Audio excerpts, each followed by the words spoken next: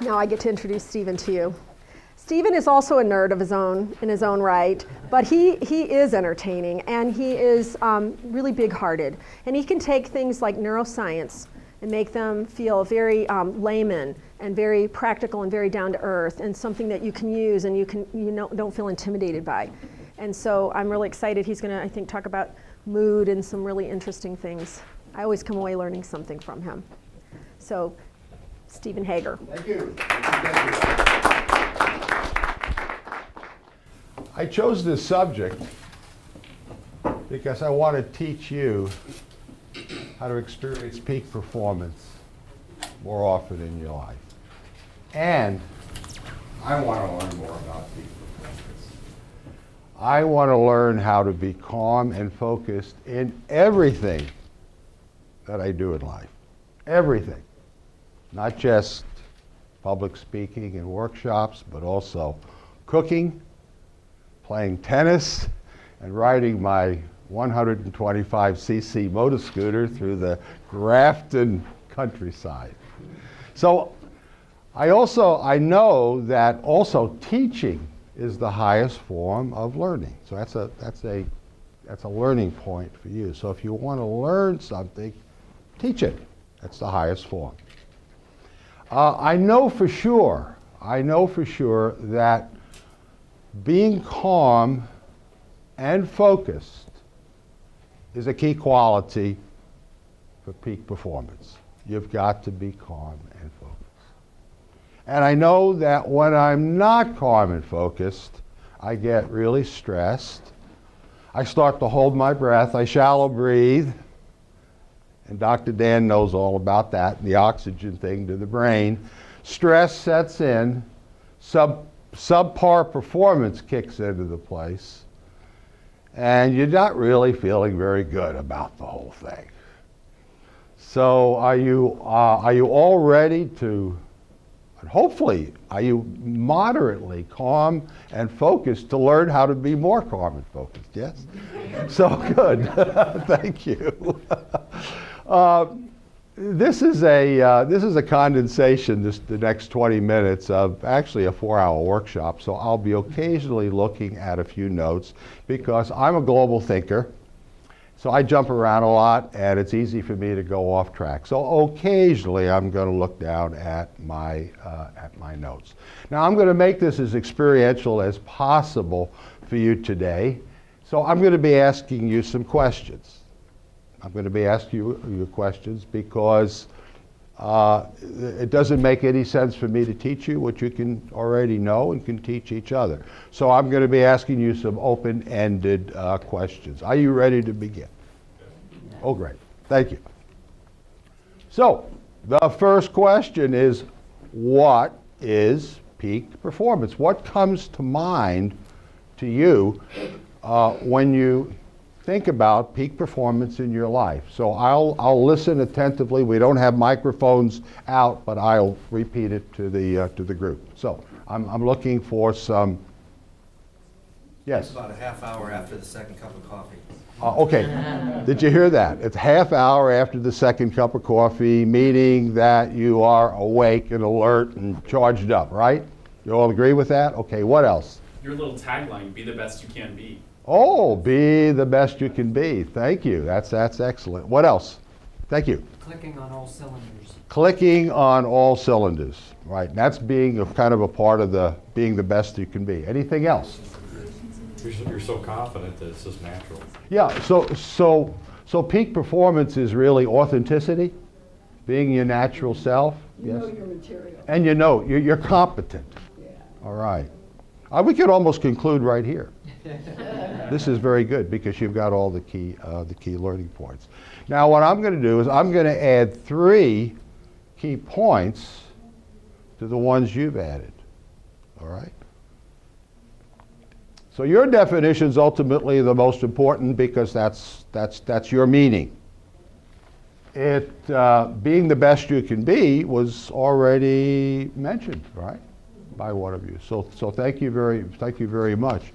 So being the best you can be is sort of our company mantra, and it's a relative thing, because remember, we're all works in progress, every one of us. And through the power of neuroplasticity, we can always change. So if you want to change your life, you have to change your thinking. All right? So I'd like to jump to the bottom one, and then, because I'm global, we'll keep it interactive here. Continuous learning is the way in which we continue to be the best we can be, and to continue raising the bar through the power of neuroplasticity. So it's alive and well within us all, regardless of our age and regardless of our physical conditions. So as long as you can take a breath and exhale it and think, you can change your life. Now, the middle one is a tipping point for peak performance. And it may be something a little new and perhaps even counterintuitive. So you decide whether or not this is a tipping point. So when you expand your thinking to other people, the whole dynamics change. So it's the shift from me, wonderful me, to we, wonderful us. So when you begin to shift that focus from me to us, that's where the magic occurs. That's where the synergy occurs. And it not only can bring out the best in you, but also the best out in other people. And we'll be returning to that principle because it is a key factor. Okay. The next question. What are the key qualities and conditions for peak performance? What does it take? I heard earlier from Josh that a cup of coffee helps to get you on the full cylinders and to get you keyed up. So what are the internal and external conditions for peak performance? What are your ideas on that, please?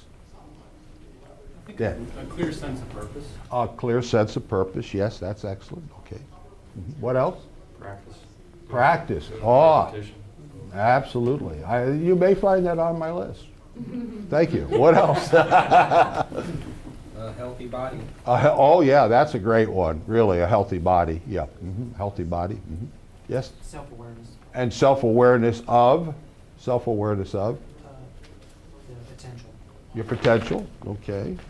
So it's the title of your presentation, but being focused on one thing, I think, is key. And Yes. studies have shown that multitasking, the more multitasking you add on at the same time, the lower your performance is. Absolutely. You're great. We could stop here again. Really, we could. So, again, your ideas are the most important, and it shouldn't be any surprise that Carmen focuses on that because that's the title of the talk: how to be Carmen focused for peak performance. So the middle condition, passionate, is another tipping point. All right. Because neuroscience rule number one is that the brain only engages with things that provide value and good outcomes. What's in it for me?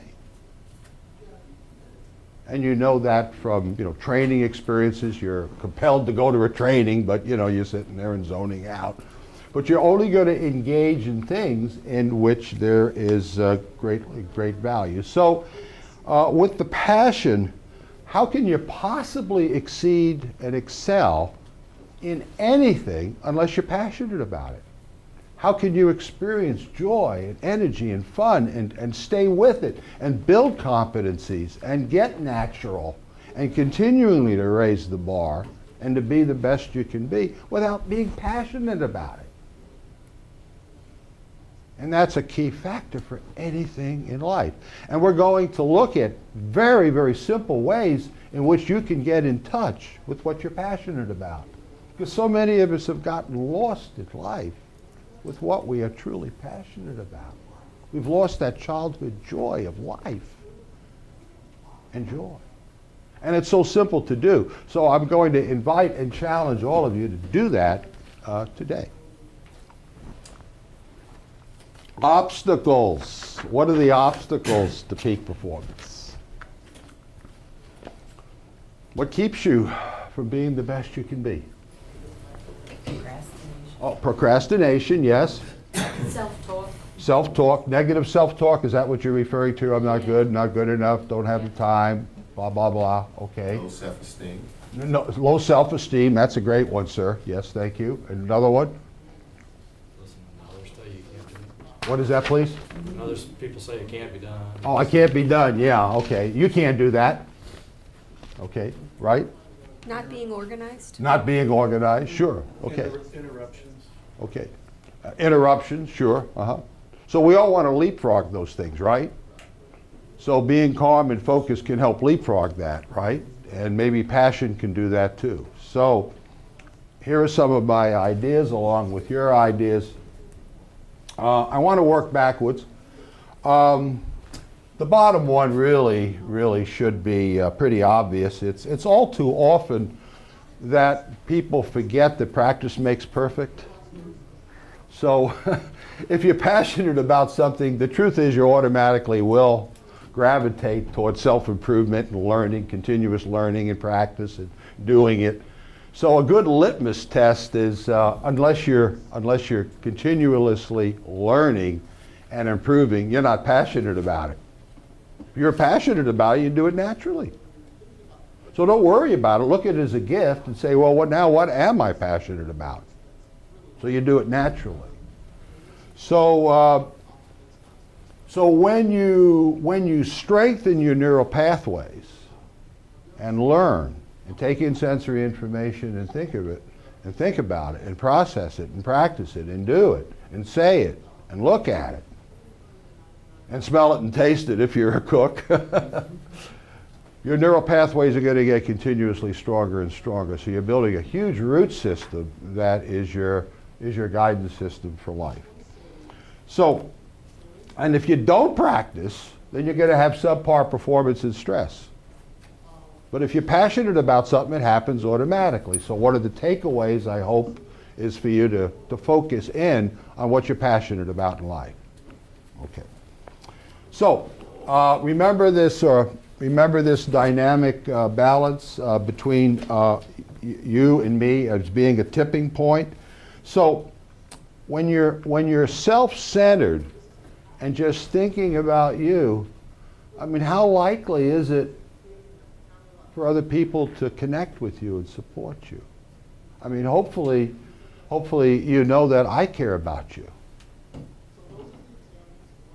And I'm trying to help you. So that makes me not center on me, but you.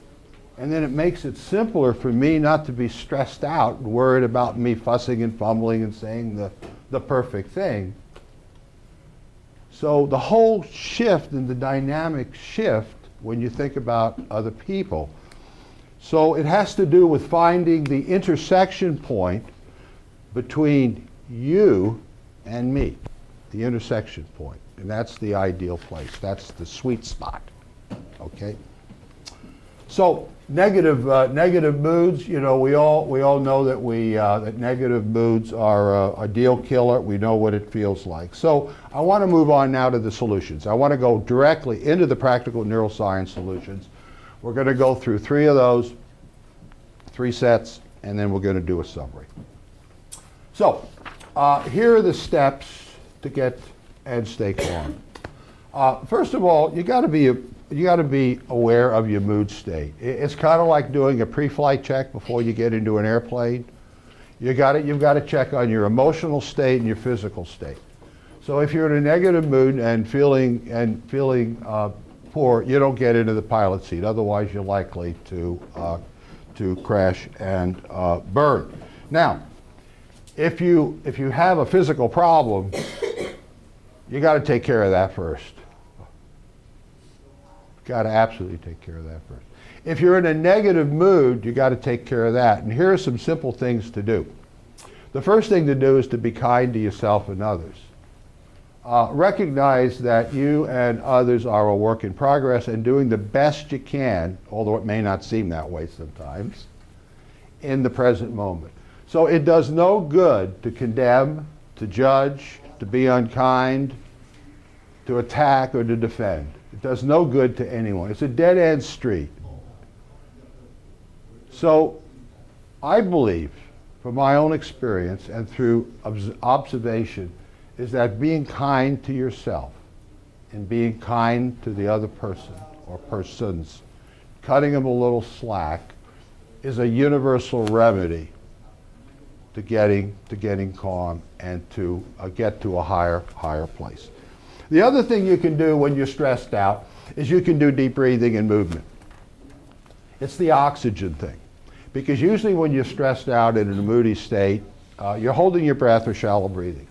And you need oxygen to the brain to have clear thinking. Also, it's good to move, take a walk, do some exercising, because not only is it a distraction, but it's the oxygen thing again, too.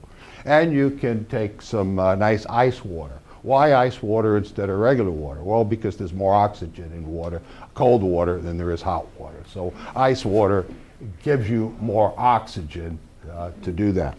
The other thing that's really, really important is number 4 and 5.